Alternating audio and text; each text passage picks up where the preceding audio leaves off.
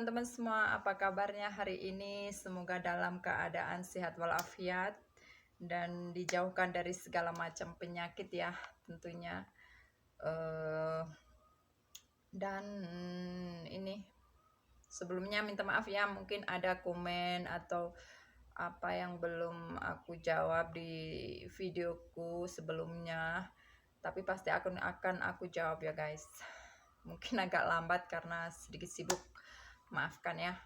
Oh ya, di video kali ini aku nggak ini guys, nggak bikin konten video-video atau apa gitu, nggak ya. Jadi di video kali ini aku mau menjawab pertanyaan dari teman kita orang Indonesia juga yang kerja di luar negeri dan ingin menikah dengan orang Nepal ya. Jadi aku mau menjawab pertanyaan mereka, dan yang tanya itu akan aku rahasiakan namanya ya, nama dirahasiakan saja. Jadi gini pertanyaannya itu, oh ya Mbak Mia, kalau sudah sudah menikah dan tinggal di Nepal itu, apa kita bisa balik ke Indonesia lagi, maksudnya pulang kampung ya, pulang ke Indonesia lagi. Nah, mungkin pertanyaan ini aku udah pernah jawab di videoku sebelumnya ya. Tapi ada yang tanya lagi dan sekarang aku jawab lagi, nggak apa-apa lah ya. Dan jawabannya itu adalah, nah masalah mudik, pulang kampung, atau mau jalan-jalan atau mau kemana saja, ini tentunya tergantung dengan kesepakatan kedua belah pihak, maksudnya suami istri ya. Kalau enggak ya tergantung keuangan kita sendiri, maksudnya itu punya uang lebih enggak yang mencukupi untuk kita mudik, jalan-jalan ya. Jadi kalau untuk masalah itu ya tergantung pasangan masing-masing berdua ya. Kalau aku sendiri ini alhamdulillah bisa pulang kampung, maksudnya suamiku nggak ada masalah kalau aku pulang kampung ya. Jadi seperti itu. Dan tentunya itu yang lebih penting itu sebelum menikah itu ditanyain guys, ditanyain dulu calon suaminya itu gimana, dan harus semua kedua belah pihak itu ada kesepakatan ya. Intinya itu bukan namanya juga orang mau menikah ya, tentunya itu harus ada, walaupun orang itu sifatnya berbeda-beda, tapi kita dengan pasangan itu harus ada kesepakatan, mungkin ada perjanjian apa atau apa ya, harus diketahui dengan lebih jelas dan detail. Sekiranya jangan sampai nanti kalau sudah menikah itu ada masalah ini itu ya, terus akhirnya menyesal, ini ada masalah ya. Dan untuk ada lagi yang tanya ya, Mbak Mia, menikah dengan orang Indonesia atau dengan orang luar negeri itu enakan mana? Nah, ini pertanyaannya ini asik guys. Jadi menurutku ini pertanyaannya itu, aku sendiri gimana ya ngejawabnya itu. Kalau untuk aku sendiri itu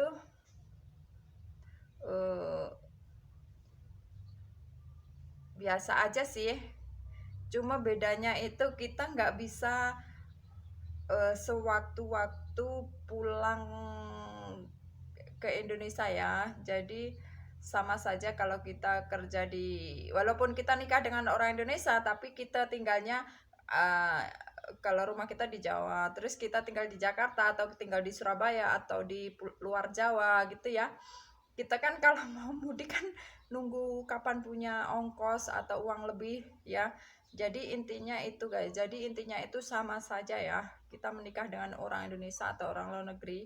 Dan untuk ada lagi yang tanya gimana, takutnya punya masalah ini gimana nantinya gitu. Nah, untuk masalah keluarga itu ya, itu aku nggak bisa komen ya, no comment, karena tiap keluarga itu punya masalah masing-masing, jadi dijalani aja ya. dibikin santai aja. Walaupun kita menikah dengan orang Indonesia itu tetap sama saja, masalahnya itu sama saja, dan solusinya itu juga sama saja, yaitu tetap kedua belah pihak harus ada solusi. Kalau pas ada masalah gitu ya harus lebih sabar ya hatinya mungkin. Dan intinya itu apa ya, kalau aku sendiri nggak mau mikir aneh-aneh. Dan kalau ada masalah sedikit gitu aku nggak mau mikir guys, tapi kalau ada masalah selalunya aku akan diskusi. Intinya kalau ada masalah itu kita harus diskusi ya, diskusi kita pilih jalan tengahnya, yang baik mana, yang jelek mana, jangan diambil ya, jangan diikuti. Intinya itu kedua belah pihak harus diskusi. Oke, dan selanjutnya ada lagi pertanyaan dari mbaknya itu apa ya, oh ya mbak, gimana sih caranya masuk ke Nepal gitu. Nah, caranya masuk ke Nepal itu sangatlah gampang ya. Yang jelas kita punya paspor Indonesia. Karena kita orang Indonesia, kita harus punya paspor Indonesia dan beli tiket guys. Dan untuk tiketnya itu nggak usah PP nggak apa-apa, sejalan aja udah bisa masuk, kita udah bisa masuk ke Nepal. Dan mungkin yang ribet itu di bandara di Indonesianya guys, biasanya itu. Dan banyak kali aku itu sering berantem ya, bertengkar sama orang di bandara itu. Biasanya itu yang di bagasi ya, pas masukin tas gitu di bagasi gitu, dia bilang kalau nggak tiket PP nggak bisa gitu. Aku sering banget berantem ya, tapi aku jelasin kalau di sana itu gampang. Terus aku suruh mereka itu browsing ya ke Google, aku suruh mereka browsing Google kalau nggak percaya gitu. Jadi ya lumayan agak lama sih berantem sama mereka. Mungkin mereka itu cuma taunya kerja di bandara itu nggak pernah cross check maksudnya gimana suasana di negara lain itu dan peraturannya gimana itu mereka nggak mau tahu, mungkin nggak mau melihat, nggak mau browsing dan nggak mau belajar ya. Cuma mereka taunya orang kalau mau jalan-jalan itu harus punya tiket PP ya. Mungkin ada juga di negara lain mungkin harus ada tiket PP, ada jaminan uang, dan itu ada juga. Dan tiap negara itu punya aturan sendiri-sendiri. Dan untuk yang di Nepal itu sangat gampang ya, jadi cuma kita pakai paspor aja sama tiket. Dan untuk visanya itu bisa langsung beli di bandara sini, bandara di Nepal, jadi nggak usah ribet ya. Untuk mbaknya yang tanya ya, ini ya jawabannya ya. Dan satu lagi kemarin tuh tanya apa ya, aku lupa guys. Sering lupa kalau ada orang tanya ini, padahal baru aja kemarin ditanyain. Pertanyaannya itu apa sih? Oh ya, ini pertanyaannya itu baru ingat. Kalau kita ke Nepal itu berapa lama sih kita bisa tinggal di Nepal? Maksudnya itu beli visanya itu paling lama berapa bulan gitu ya. Oh ya, dan jawabannya adalah untuk turis visa itu kita bisa beli visanya itu minimal 2 bulan di bandara ya. Dan maksimal kita bisa nambah lagi itu 1 bulan lagi itu di imigrasi Nepal, adanya cuma di Kathmandu. Jadi untuk di bandara itu minimal itu 2 bulan boleh. Dan selepas 3 bulan kita beli visa lagi 1 bulan lagi ya, jadi visa kita udah 3 bulan.